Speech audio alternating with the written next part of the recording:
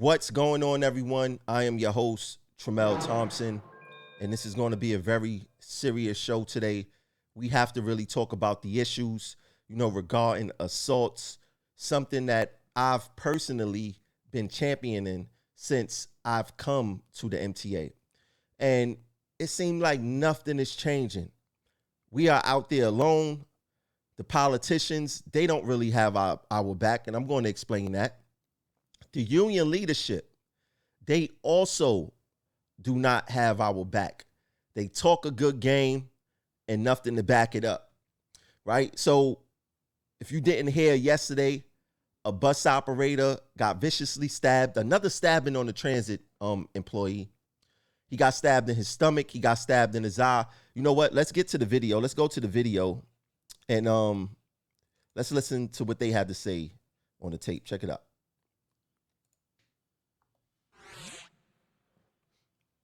Accused of stabbing the driver in the stomach and then slashing him across the face. This level of violence is what transit workers fear every day.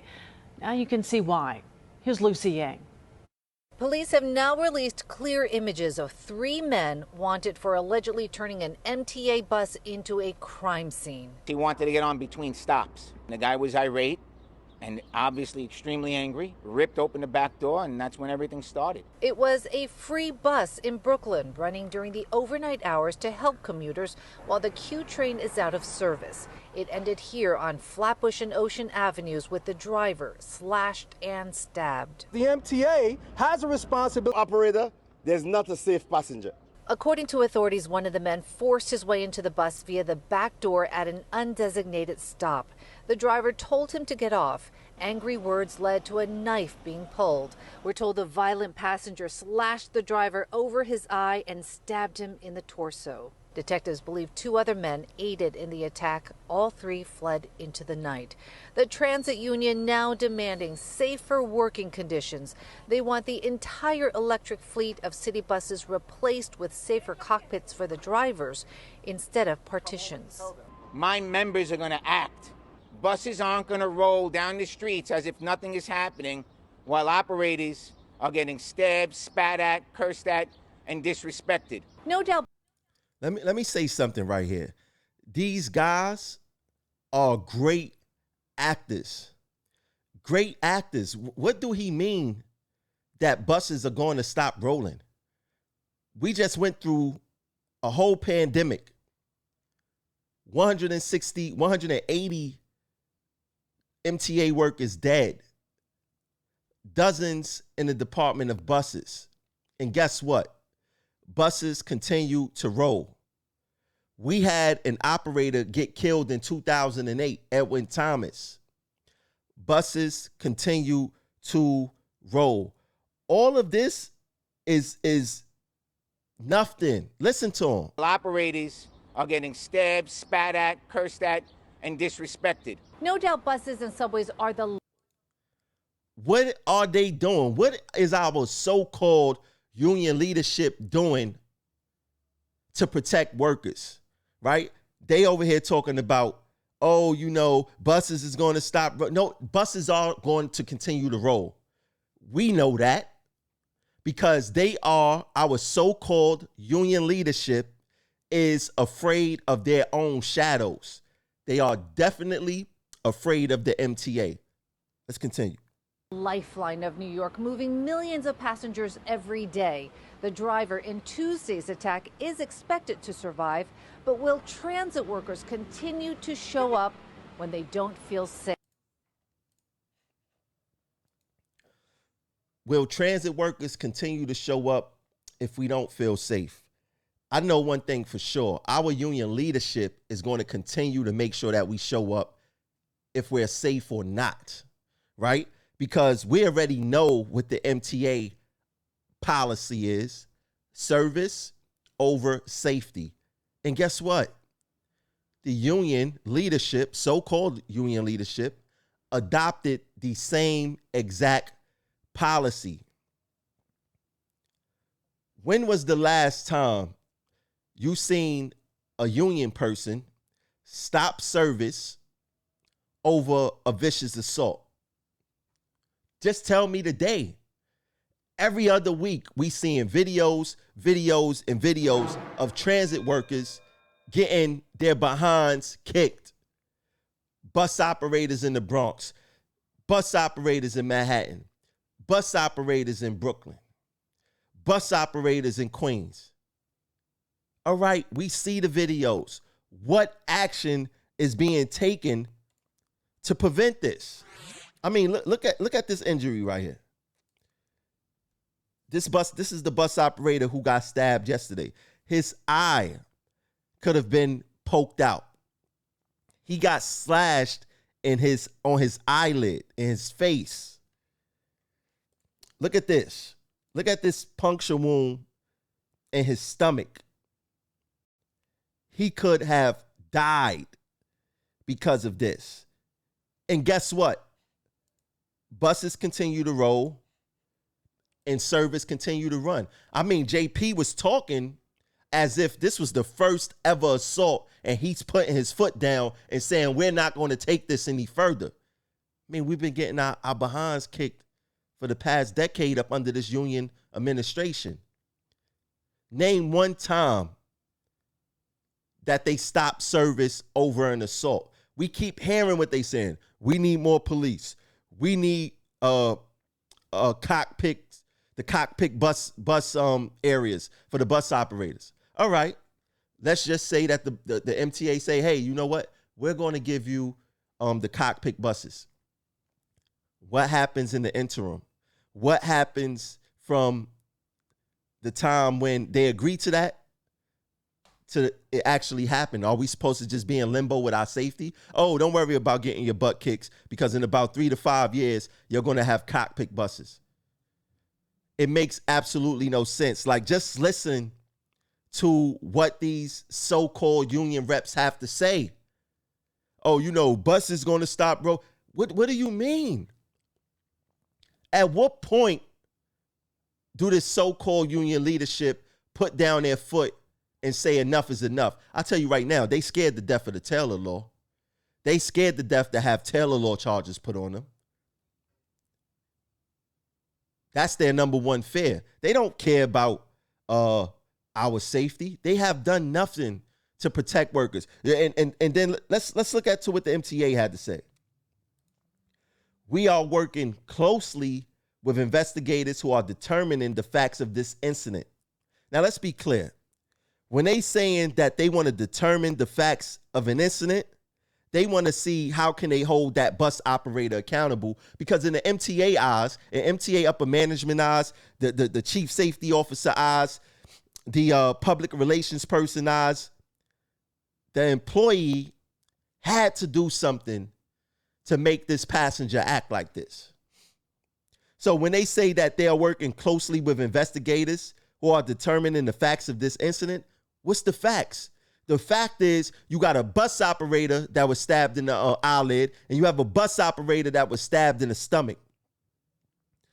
Now, they said violence against transit employees or riders is never acceptable, which is why we work so hard in Albany to pass a new assault protection bill.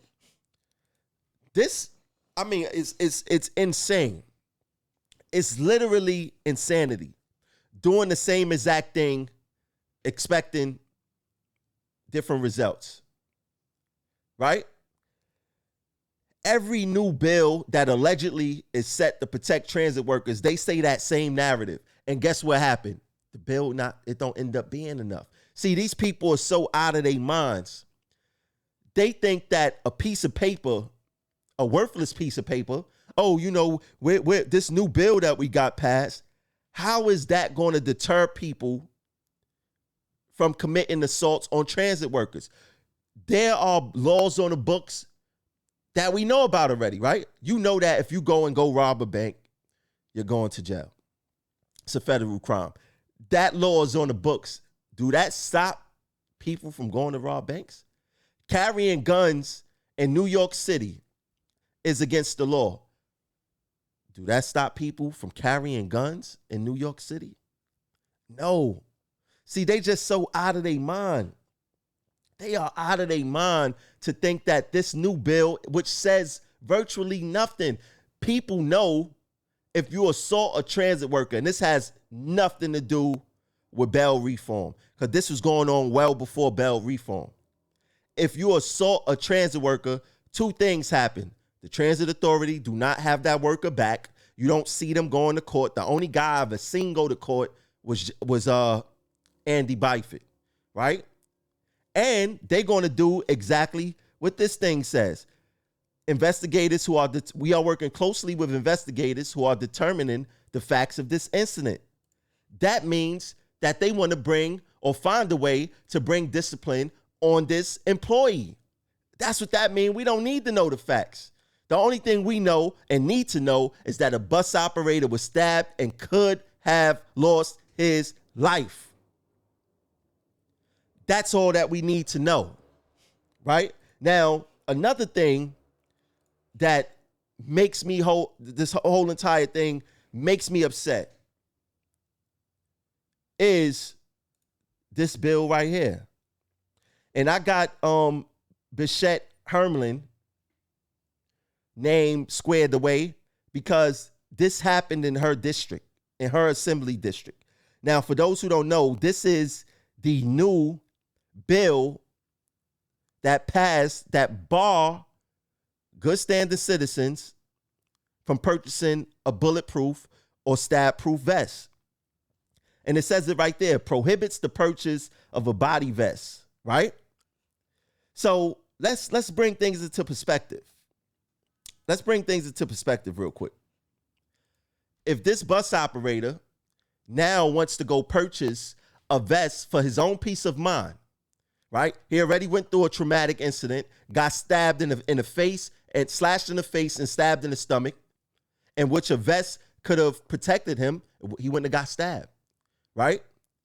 Now he cannot go purchase a vest because these Democrats went totally crazy with citizens wanting to protect themselves, right? We are living in the twilight zone, people.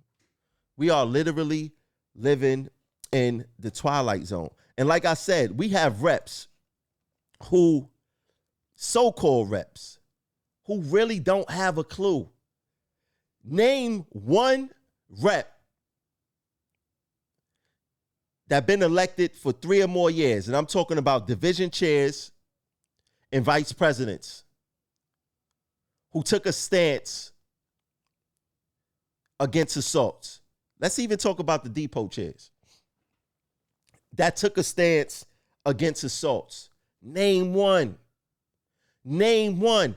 Name one time over an assault you've seen Local 100 put safety before service.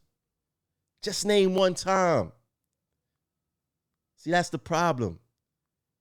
We are out here all alone. They play that, oh, my brothers, my sisters, we need to do this.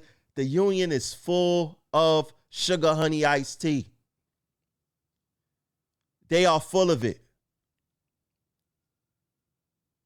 We are out here alone, people. I'm tired of the virtue signaling. They going in front of these cameras and they saying the things that they think that we want to hear, but they doing none of the things that we want to see. They're not taking a stance for transit workers on any level. We don't want to care. We don't care about having rallies if you're not going to really mean what you say. They have the power to curb this anarchy that's happening against transit workers. They have that power. And they are not exercising it. Why? Because they are in bed with management. They are in bed with the people who is putting service over safety. This is all an act for them. They do not care. Come on, we all know action speaks louder than words. Just let me know what actions that you seen your rep do to stop service when one of your coworkers or yourself was brutally assaulted or assaulted, period. What have you seen? Besides them going into the media and saying a whole bunch of things that's totally untrue. They are not stopping service over you getting assaulted. Not at all. Let's go into this next clip. I really want to got a lot to talk about. Let's get into this next clip. Awareness, and just let you guys know what's going on. It's my first broadcast as the vice president of MAPSTOA. I want to inform everybody that there was a brutal assault that happened in Kingsbridge Depot off the BX15, where 8 assailants assaulted one of our operators. Currently, they were at large, and you see how he described that assault, right? But guess what? Buses continue to roll. Let's keep that in mind. I want you all to be aware of what's going on and utilize maybe a buddy system, or if you're working at night, possibly if you got to take a personal, call a command center, just go back to the depot. The crime out here in New York City. He says, oh, just call a command center, go back to the depot. When we call a command center, they tell us to signal for police en route. Police never come. But if you're not on the road and you're not knowing those things, you would say foolishness like this. Let's continue. City is very heightened and terrible. Also, last Tuesday, there was an assault out of West Farms Depot. They caught one of our operators going to the bank. Another assault, and guess what? Buses continued to roll. Let him continue. Informed the operator, the assailants, that if you don't give money, that they will kill the operator. So it's very important, and you don't know how disturbing all of this is to me. Oh, look, do you see the acting? Do you see the acting? All of this is disturbing, but they are not changing the way that they do business with management. They throwing out all the adjectives that's going to trigger you. This is disturbing. This is assaults. We're not going to take this. We're not going to do that. But it's business as usual. Just pay attention to their actions. Let's continue. And I just want everybody to be safe. I'll be coming around, making my rounds to all the depots, sitting down in the swing room, talking to the membership one-on-one, and, get your ideas, get your complaints, your same old rodeo. Get your idea. We're going to go on a tour. I'm just going to go out there and really promote myself to say, hey, I am the new VP and I want to act like I care. Guess what? Our complaints been the same. And guess what? The union so-called leadership actions continue to be the same. That's why we in the position that we in now, people. Let's continue. Solutions, and let's see if we can solve this issue together. And meanwhile, we're going to try to get some media attention on this, and definitely. That's their answer for everything. We're going to get media attention. How many times are you going to be in the media singing the same tune and living the same results? That's all they want to do. We're going to get media attention. See, they know that people like to see people on TV. Oh, that's my division chair. Yeah, I know that guy. That's this person. Yeah, I know that guy. I don't care what you do in the media. I care what you do at 2 Broadway. I care about what you saying at 130 Livingston. I care what you saying about at MTA headquarters or Madison. I don't care what you say in front of the media. The real fight is at 2 Broadway, 130 Livingston, and MTA headquarters on Madison Street. And the way that you do that is that you organize the members in the field to make sure that our voice is being heard. Our voices is not being heard in the media. They don't care. And you know that they don't care. Get the police involved in the areas of concern. With that being said, be safe and know that I will be out here monitoring these situations. Talk to you guys soon. Be safe. monitoring these situations. Everything been the same. Nothing, like virtually nothing changed. Nothing changed. And they didn't change. They continue to do the same thing and expect a different result. Like I said, that's the definition of insanity. These people are insane. But what's more crazy is that the members keep falling for that same banana in the tailpipe trick. It's crazy.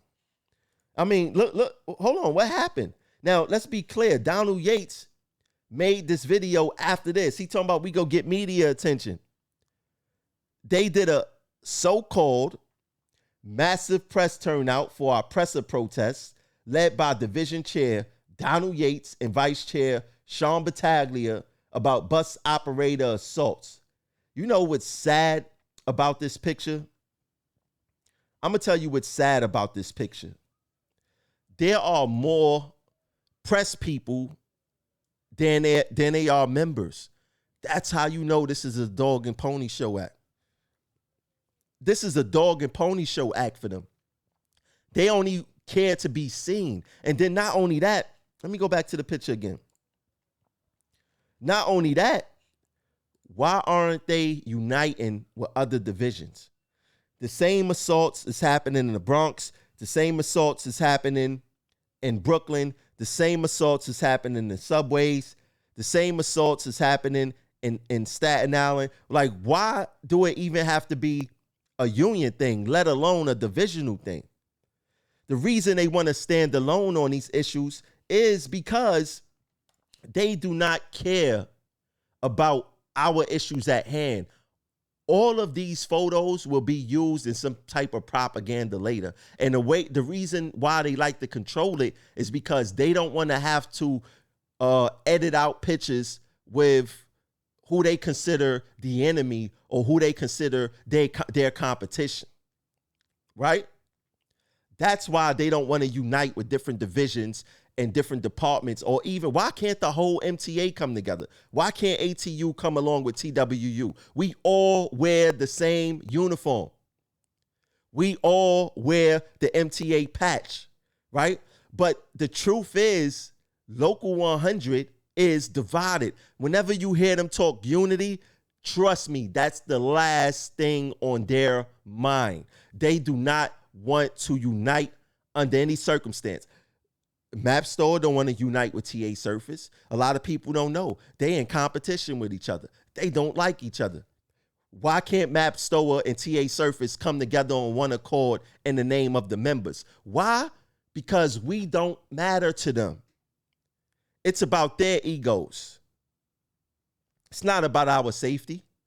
Ask your union rep, hey, you know, why don't we unite with TA Surface? We have the same issues. You're going to hear excuses from men who think their egos is bigger than the ant. Matter of fact, their egos are bigger than ants. Right? We dealing with a whole bunch of men who think that they are, who, like my boy Kim say, every day there's a day to find out who you are not. And they think that they somebody that they not. And guess who's suffering? Us, the members. Us, the members. We are suffering. We are suffering big time. Big time. This union is not united. We are nothing but cannon fodder. And they do not care about us under any circumstance. Under any circumstance. Why can't we have one big assault rally? All departments bring out thousands of people. But they'll bring out thousands of people for a fake contract fight, right? To support contracts where we continuously falling behind. And people is really out there celebrating this stuff. That is the thing that blow my mind. Totally blow my mind. But that's why it's important for us to share these videos. It's important for the members to hear someone that's not a member of the Go Along, Get Along gang. It's very important for the members to hear an objective opinion onto what's going on. Why you think that no reps ever come on my show? They don't come on my show because they cannot debate me on any level. I'm more smarter than them. I'm more intelligent. There's a difference between being smart and being intelligent. I could think on my toes, and I ain't sell out no members. I could point out how they sold out members via contract, via arbitrations. I could talk about how they're not united. I could talk about them being a part of the go along, get along gang. I could talk about them not being educated on the issues. There's many avenues I could take on these people, and they avoid me by any means possible. But it's only a matter of time fake union reps can pretend. If you like this show, make sure you share it out. You see the Cash App is right there. $ Progressive Action 100. Donate to the platform. We got more fire shows coming for you. Share this out and let's get these numbers up. I'll catch you guys later, and remain safe and be vigilant, because we're working for people who don't care about us, and we talking about both the MTA, and we being represented by the union. We don't work for them, but we being represented by people who do not care about us. The proof is in the pudding, people. Catch you guys later. Peace.